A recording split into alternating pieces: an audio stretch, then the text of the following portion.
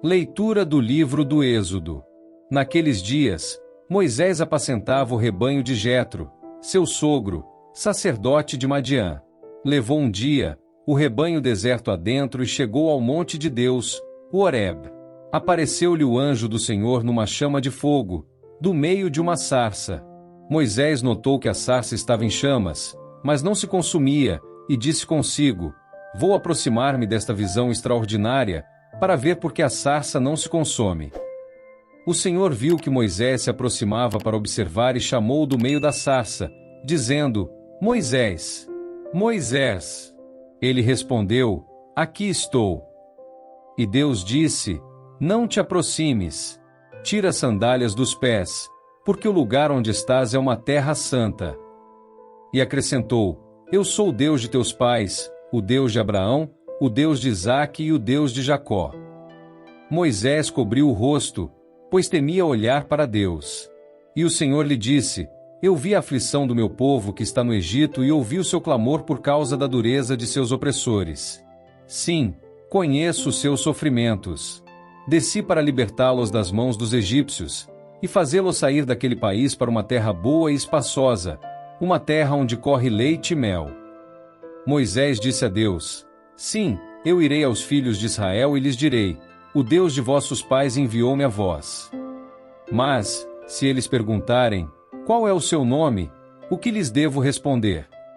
Deus disse a Moisés: Eu sou aquele que sou. E acrescentou: Assim responderás aos filhos de Israel: Eu sou enviou-me a vós. E Deus disse ainda a Moisés: Assim dirás aos filhos de Israel: O Senhor, o Deus de vossos pais, o Deus de Abraão, o Deus de Isaque e o Deus de Jacó, enviou-me a vós. Este é o meu nome para sempre, e assim serei lembrado de geração em geração. Palavra do Senhor. Graças a Deus.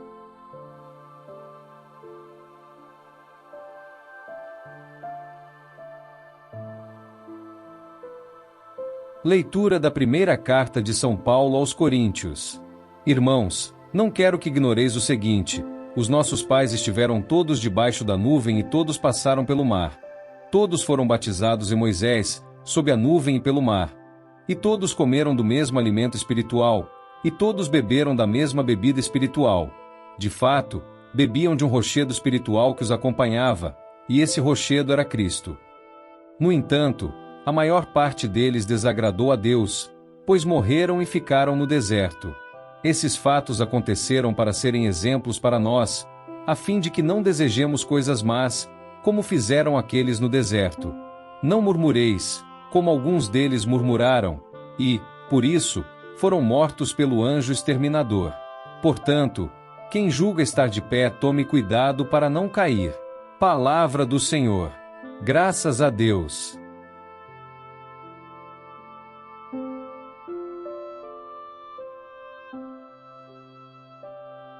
Proclamação do Evangelho de Jesus Cristo segundo São Lucas. Glória a vós, Senhor. Naquele tempo, vieram algumas pessoas trazendo notícias a Jesus a respeito dos galileus que Pilatos tinha matado, misturando seu sangue com o dos sacrifícios que ofereciam. Jesus lhes respondeu: Vós pensais que esses galileus eram mais pecadores do que todos os outros galileus, por terem sofrido tal coisa? Eu vos digo que não. Mas se vós não vos converterdes, ireis morrer todos do mesmo modo. E aqueles 18 que morreram, quando a torre de Siloé caiu sobre eles, pensais que eram mais culpados do que todos os outros moradores de Jerusalém? Eu vos digo que não. Mas, se não vos converterdes, ireis morrer todos do mesmo modo. E Jesus contou esta parábola. Certo homem tinha uma figueira plantada na sua vinha.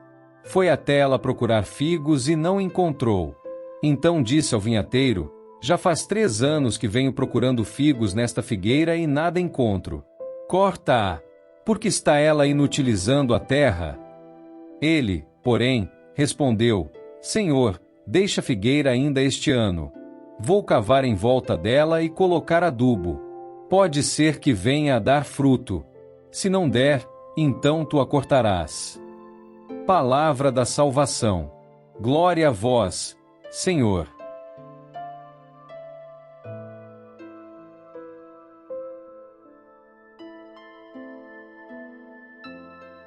Meus irmãos e irmãs, é comum em nossas vidas nos depararmos com momentos de grande incerteza.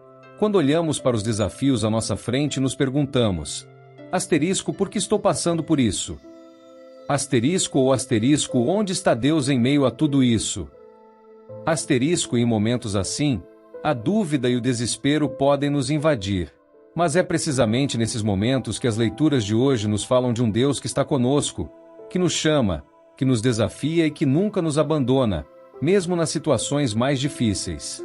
Na primeira leitura, encontramos Moisés no deserto, cuidando das ovelhas de seu sogro, Jetro. Ele, um homem que antes havia fugido do Egito, vivendo agora em um exílio pessoal e íntimo, longe da terra onde foi criado, vive um momento de grande transformação. O que parecia ser uma rotina sem grandes perspectivas se torna o palco para o chamado de Deus. Aquele deserto, que poderia parecer sem vida e sem esperança, se torna o local do encontro mais transformador de sua vida. Moisés, com seus olhos cansados, percebe uma árvore em chamas, mas a chama não se consome. Uma visão que, para ele, parece inexplicável e misteriosa. O fogo não apaga. Deus se manifesta de uma forma que quebra os nossos limites de compreensão. Deus chama Moisés pelo nome. E esta é a primeira lição para nós. Deus conhece o nosso nome, Ele nos chama individualmente e com um propósito. Moisés não é apenas um pastor que cuida de ovelhas. Ele é alguém que tem uma missão. Da mesma forma, todos nós, mesmo nas rotinas mais comuns e nos momentos mais difíceis, temos um chamado divino. Deus não deixa de nos chamar. Ele não é um Deus distante, mas um Deus que se faz próximo, que fala conosco em nossa vida diária. Deus revela seu nome a Moisés: Eu sou o que sou. Esse nome revela a eternidade, a imutabilidade e a presença constante de Deus. Ele não é um Deus que muda conforme as circunstâncias ou as estações da vida. Ele é a presença firme e constante em nossas vidas. No entanto, é importante entender que a resposta a esse chamado não é fácil.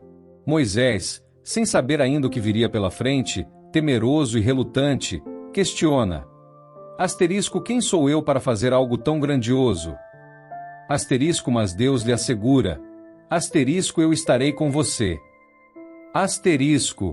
Quantas vezes nos sentimos pequenos diante dos desafios da vida e nos perguntamos se temos o que é necessário para realizar a missão que Deus coloca em nossas mãos? Como Moisés, podemos nos sentir despreparados ou sem valor. Mas Deus não nos chama pela nossa perfeição, Ele nos chama pela nossa disposição em confiar nele. Ele nos promete sua presença constante, sua força, sua direção. E se Deus está conosco, quem poderá estar contra nós? Na segunda leitura, São Paulo nos lembra que o povo de Israel, mesmo tendo sido libertado da escravidão do Egito, não foi isento de dificuldades e tentações. Ele escreve: Não vos aconteceu coisa alguma que não fosse humana. O apóstolo nos adverte contra o orgulho e a presunção, nos lembrando que, embora sejamos chamados à liberdade e à santidade, precisamos viver com humildade, reconhecendo nossas fraquezas e a necessidade da graça de Deus. Quem pensa estar de pé, cuide para que não caia. Estas palavras de São Paulo nos desafiam a refletir sobre nossa vida espiritual. É fácil pensar que, por estarmos em uma posição confortável ou com boas intenções, estamos imunes às tentações. Mas a verdade é que a vida cristã exige vigilância constante. Devemos estar atentos para não cairmos em falsas certezas, e mais ainda, devemos lembrar que Deus está sempre disposto a nos ajudar a superar nossas fraquezas, se pedirmos sua ajuda com humildade. No Evangelho, encontramos uma passagem que nos remete à reflexão sobre a tragédia e o sofrimento, temas universais que nos tocam profundamente. Jesus fala sobre alguns galileus que foram mortos por Pilatos enquanto faziam sacrifícios no templo e sobre a queda da torre de Siloé, que matou 18 pessoas. Ele questiona os ouvintes: acham que esses galileus eram mais culpados do que outros galileus por terem sofrido isso? E ele responde, dizendo: não, eu vos digo, mas se não vos arrependerdes, todos perecereis igualmente. Jesus está nos chamando a refletir sobre a fragilidade da vida humana. Ele não está dizendo que o sofrimento é uma consequência direta de nossos pecados, mas nos alerta para a importância do arrependimento e da conversão. O sofrimento é uma realidade que todos enfrentamos em algum momento, mas a forma como respondemos a ele é o que define nossa trajetória. O arrependimento, a mudança de coração, nos liberta do ciclo de sofrimento sem propósito e nos coloca na direção da verdadeira paz. A parábola da figueira que não dá frutos é um convite à reflexão. O homem que plantou a figueira no seu vinhedo, mas, ao esperar os frutos por 3 anos, não encontrou nada, decide cortá-la. A figueira, que simboliza o povo de Israel, estava sendo dada uma última chance de dar frutos, de gerar vida. O jardineiro, no entanto, intercede, pedindo mais tempo, uma oportunidade para que ela tenha uma chance de produzir frutos. A figueira não é descartada imediatamente, mas recebe o cuidado e a atenção necessários para gerar frutos. E isso nos ensina algo muito importante: Deus é paciente conosco. Ele nos dá tempo e oportunidades para nos arrepender e produzir frutos de santidade, mas esse tempo não é infinito. A conversão exige de nós ação, esforço e decisão. Não podemos esperar para sempre. O que a parábola da figueira nos diz? Que é tempo de dar frutos, tempo de viver conforme o chamado de Deus. Assim como a figueira, somos chamados a produzir frutos, a viver de maneira que reflita a graça que recebemos. Mas não podemos esperar eternamente para começar. O tempo de Deus é agora. A paciência de Deus não deve nos enganar, pois Ele nos dá tempo, mas esse tempo é um convite à conversão. Então, meus irmãos e irmãs, qual é a resposta que damos ao chamado de Deus? Somos como Moisés, que, mesmo com dúvidas e receios, escolhe seguir a direção de Deus? Ou somos como a figueira, que ainda não deu frutos, mas está sendo dada mais uma chance para produzir vida? Não importa o que tenha acontecido até aqui, o que importa é a decisão que tomamos agora, neste momento. A cada novo dia, Deus nos dá a chance de crescer, de nos arrepender e de dar frutos. Ele nos chama pela nossa própria humanidade, pela nossa história, com todas as nossas limitações e fragilidades. Não precisamos ser perfeitos para sermos usados por Deus. Precisamos, sim, de um coração disposto, de uma vida aberta à sua graça. Não há tempo a perder. O chamado de Deus é urgente, e Ele está conosco, nos capacitando a viver a missão que nos foi dada. Hoje, ao sairmos daqui, lembremos que a vida cristã não é uma vida fácil, mas é uma vida cheia de graça, cheia de possibilidades de transformação. Deus nos chama pelo nome, Ele nos dá sua força, e Ele nos oferece o tempo de conversão. Que possamos aproveitar esse tempo, abrir nossos corações e começar a dar frutos que glorifiquem a Ele, com a certeza de que Ele está sempre conosco. Que assim seja. Amém.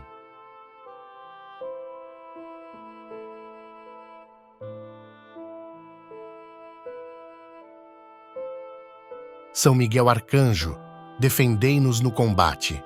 Sede o nosso refúgio contra as maldades e ciladas do demônio.